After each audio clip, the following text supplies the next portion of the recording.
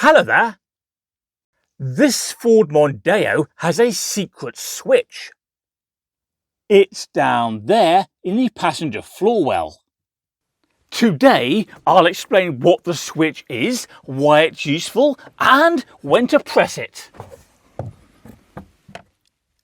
Welcome to CarSpyTV.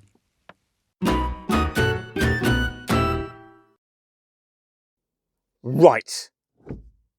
That switch cuts power to the fuel pump if the car crashes or has any other significant jolt, such as hitting a pothole.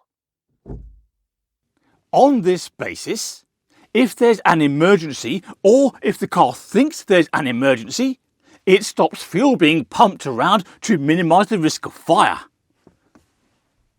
I'll show you the switch. Here we go.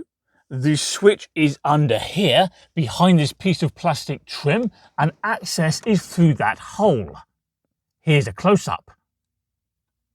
Clearly, if there's a crash, we want the switch to cut off the fuel supply to stop the engine, but what if we've simply hit a pothole? Don't worry.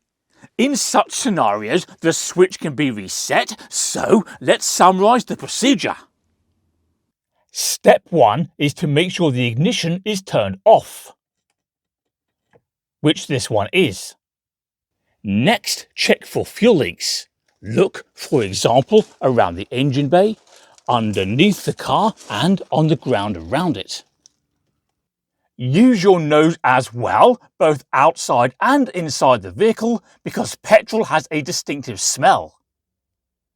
If there's no sign of a fuel leak, poke your finger through the hole I showed you earlier and press the switch downwards.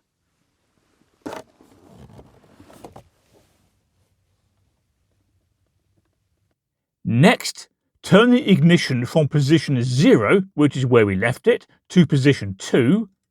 1, 2. This should bring the fuel pump to life. Then give it a few seconds and go back to position 1, which is there. Finally, check again for fuel leaks. If there is one, turn the ignition off and have the car towed home. If there isn't one, you're golden. And there we go.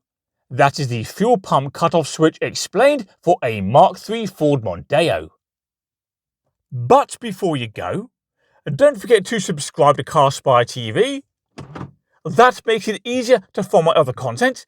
Can you also please do me a favour and click like on this video, and I'll see you next time. What's that green thing?